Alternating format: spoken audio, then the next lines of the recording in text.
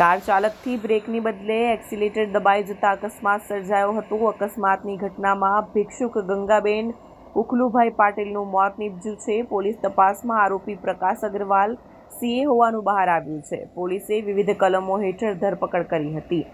સુરતના વેસુ વિસ્તારમાં અકસ્માતની ગંભીર ઘટના બની હતી, જેમાં મંદિરની બહાર મહિલા ભિક્ષુકને કાર ચાલકે ઉડાવી દીધી હતી। ચાલક કારને પાર્ક કરતી વખતે બ્રેકની જગ્યાએ એક્સિલેટર દબાવી દીધું હતું।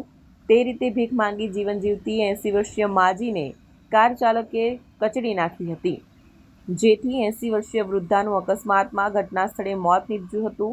ઘટનાના હચમચાવતા સીસીટીવી સામે આવ્યા છે। અકસ્માત બાદ કાર ચાલકે માનવતા પર નેવે મૂકી દીધી હોય તે રીતે વૃદ્ધાને સારવાર માટે લઈ જવાને બદલે અકસ્માત કર્યા બાદ કાર ચાલક કાર મૂકીને ભાગી ગયો હતો।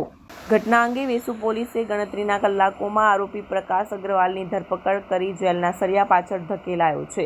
આજ રોજ સવારે 8:45 ખાતે વર્દી આવતા આ બનાવ બનેલો છે અને સુરત શહેરના વેસુ પોલીસ સ્ટેશન વિસ્તારમાં કાશી વિશ્વેશ્વર મંદિર વેસુ ગામની બાજુમાં અકસ્માત થયેલો છે, જેમાં મરણ જનાર બેન ગંગાબા પાટીલ કરીને છે, જે 65 વર્ષથી ઉપરના છે અને જે ગાડી ચાલક છે એ પ્રકાશભાઈ ગોવર્ધનભાઈ અગ્રવાલ છે, પોતે સીએ છે અને 41 વર્ષની ઉંમર ધરાવે છે અને ગાડી સાથે એક્સિડન્ટ કરી અને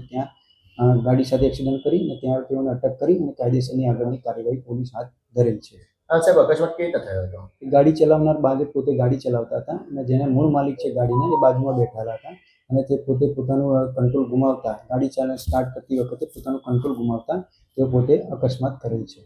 સીસીટીવીમાં કોઈ ઘટના કેદ થઈ છે? જી, સીસીટીવીમાં કાયદેસરની સીસીટીવીની જે ફૂટેજ લીધેલા છે, આગળની ઘટિત કાર્યવાહી કરવાની ચાલુ છે અને આરોપીને અટક કરવામાં આવી છે। કઈ કલમ હેઠળ ગુનો દાખલ?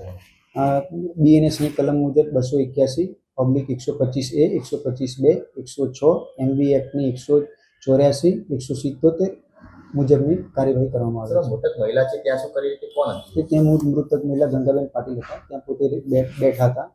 ત્યાં અચાનક ગાડી ચાલકનો કંટ્રોલ ખોઈ જતા ગાડી એના પર